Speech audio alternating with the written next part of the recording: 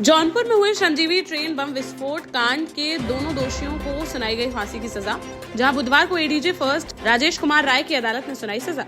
28 जुलाई 2005 को श्रमजीवी ट्रेन की एक बोगी में किया गया था बम विस्फोट। इस कांड में 14 लोगों की हो गई थी मौत, जबकि 65 लोग गंभीर रूप से हुए थे घायल। 18 साल बाद पीड़ितों को मिला न्याय। हिट एंड रन कानून के विरोध में सोमवार से चल रही ट्रक व बस ड्राइवरों की हड़ताल हो गई खत्म। जहां परिवहन कांग्रेस के प्रतिनिधि मंडल के साथ हुई बैठक में सरकार ने कहा कि आपत्तियों और सुझावों पर व्यापक विमर्श के बाद ही लागू किया जाएगा यह कानून, जिसके बाद अखिल भारतीय परिवहन कांग्रेस की अपील पर परिवहन हो गया बहाल और बुधवार से हड़ताल खत्म कर अपने अपने कामों पर वापस लौट गए ड्राइवर्स। उत्तर प्रदेश में बच्चों की स्कूटी कार चलाने पर लगा दी गई है रोक।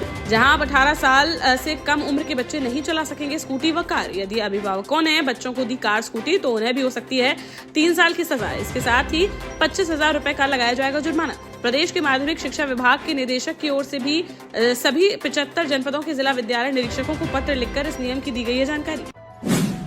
मध्य प्रदेश में भी भीषण सर्दी ने दे दी दस्तक। जहां बुधवार सुबह भोपाल, इंदौर और सीहोर में हुई बूंदाबांदी तो वहीं भिंड के दबोह में बीती देर रात गिरे ओले। 18 जिलों में छाया रहा घना कोहरा। मौसम विभाग की माने तो 15 जनवरी तक प्रदेश में चलती रहेंगी सर्द हवाएं। ग्वालियर चंबल संभाग में भी हो सकती है हल्की बारिश। राजधानी भोपाल के सभी बाजार बुधवार रात से 11 बजे तक होंगे बंद। वहीं हॉस्पिटल और मेडिकल स्टोर्स को इसमें मिलेगी छूट। बीजेपी नेताओं ने कुछ दिन पहले पूरे शहर में गुमास्ता एक्ट लागू करने की उठाई थी मांग।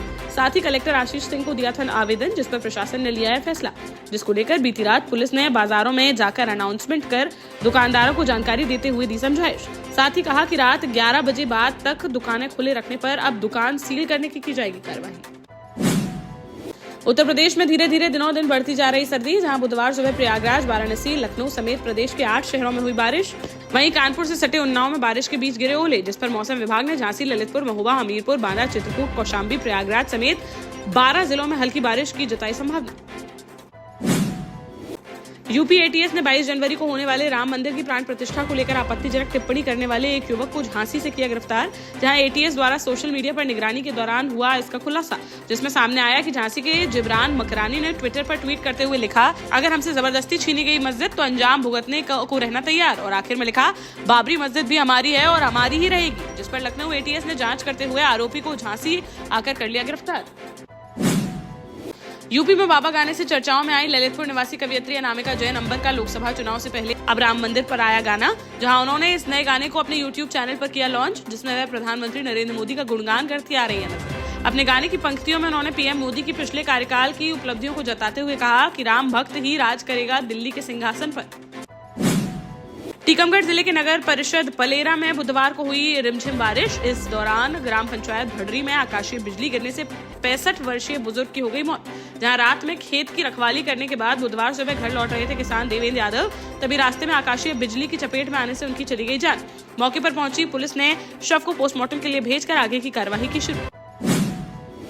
पूर्व मुख्यमंत्री दिग्विजय सिंह ने अयोध्या में स्थापित की जाने वाली रामलला की नई मूर्ति को लेकर उठाए सवाल। जहां उन्होंने बुधवार को इंदौर में मीडिया से बातचीत के दौरान पूछा कि जिस मूर्ति को लेकर हुआ पूरा झगड़ा वो कहां है, कहां से आ रही है नई मूर्ति और क्यों पड़ी नई मूर्ति की आवश्यकता। वहीं 22 जनवरी को अयोध्या आ जाने के सवाल पर कहा कि उन्हें किसी निमंत्रण की नहीं है जरूरत, हमारे हृदय में बसे हैं भगवान राम। झांसी में मंगलवार को पेट्रोल पंपों पर पेट्रोल डीजल भराने को लेकर मची मारामारी के बाद बीती शाम जिलाधिकारी अविनाश कुमार व एसएसपी राजेश एस ने ट्रांसपोर्टर, बस ऑपरेटर व पेट्रोलियम कंपनीज के जिम्मेदार लोगों के साथ की बैठक, जिसमें व्यवस्था बनाए रखने की सभी से की अपील। साथ ही उन्होंने वाहनों के संचालन में रुकावट डालने वालों, कालाबाजारी करने वालों व अफवाह फैलाने वालों पर कार्रवाई की कही बात। डीएम ने जनता से अपील करते हुए कहा कि जिस जिले में पेट्रोल डीजल की नहीं है कमी, इसलिए अफवाहों में न आए लोग। साबरमती एक्सप्रेस ट्रेन में एक महिला अपने पति का शव लेकर 12 घंटे तक करती रही सफर। जब यात्रियों ने किया विरोध, तब जाकर पति के दोस्त ने रेलवे को दी सूचना, जिसके बाद झांसी स्टेशन पर उतारा जा सका युवक का शव। दरअसल महिला का पति सूरत में करता था जॉब, जो एक्सीडेंट में हो गया था घायल, जिसे लेकर सूरत से अपने घर अयोध्या जा रही थी महिला। तभी यात्रा के दौरान पति की ट्रेन में ही हो गई मौत, लेकिन महिला ने किसी को नहीं दी सूचना। बाद में यात्रियों के विरोध के बाद साथ जा रहे मृतक के दोस्त ने रेलवे को दी जानकारी, तब जाकर झांसी स्टेशन पर उतारा जा सका उसका शव। पूर्व मुख्यमंत्री शिवराज सिंह चौहान ने भोपाल स्थित अपने बंगले पर लिखवा दिया मामा का घर। साथ ही कहा कि आपसे भैया और मामा की तरह जुड़ा रहूंगा हमेशा, जब भी मेरी याद आए निसंकोच पधारिए घर। वहीं मंगलवार को बुधनी के शाहगंज में उन्होंने एक कार्यक्रम के दौरान कहा कि मुख्यमंत्री के पद तो आ जा सकते हैं, लेकिन मामा और भाई का पद कभी नहीं छीना जा सकता है। बोले कई बार राज तिलक होते होते भी हो जाता है वनवास, लेकिन जरूर किसी पूर्ति के लिए होता है ऐसा। उनकी बातें सुनकर पूर्व सीएम को गले लगाकर रो पड़ी लाडली बहन। सावित्रीबाई फूले की जयंती पर बुधवार को जालौन पहुंची केंद्रीय मंत्री और अपना दल की राष्ट्रीय अध्यक्ष अनुप्रिया पटेल। जहां जयंती समारोह के कार्यक्रम में उन्होंने सावित्रीबाई फूले को नमन करते हुए कहा कि महिलाओं के विकास की यात्रा के लिए यह एक दिन है महत्वपूर्ण। अपने संबोधन में कहा कि संगठन को मजबूत बनाने और विस्तार करने में जुटी है अपना दल। लोकसभा की सीटों के बंटवारे को लेकर समय आने पर लिया जाएगा फैसला। देश का जाना माना सैनफिन ग्रुप आपके लिए फिर लाया है झांसी में वास्तु के हिसाब से फ्लोर प्लान सहित एक शानदार टाउनशिप, जिसमें सुरक्षा की दृष्टि से सीसीटीवी, एक ही ग्रैंड गेट से एंट्री और एग्जिट, चौड़ी सड़कें, parking, car wash area, senior citizen and international fountain parks, swimming pool, gym, badminton, tennis आदि courts, school, hospital, shopping mart आदि कई सुविधाएं। इसीलिए तो हम झांसी में लोगों की पहली पसंद। 12 साल पहले अपने स्टार्टअप के साथ ही योग्य नेतृत्व, अनुभवी टीम और सक्षम सेंट्रलाइज और उत्तरदायी प्रबंधन के बल पर सबको घर गुणवत्ता के साथ समय पर घर की योजना के तहत सैनफिन समूह ने बहुत ही कम समय में 1500 से ज्यादा यूनिट्स को दिया है कब्जा। समय पर डिलीवरी से हमारे ग्राहकों में बड़ा है विश्वास और मिली है संतुष्टि।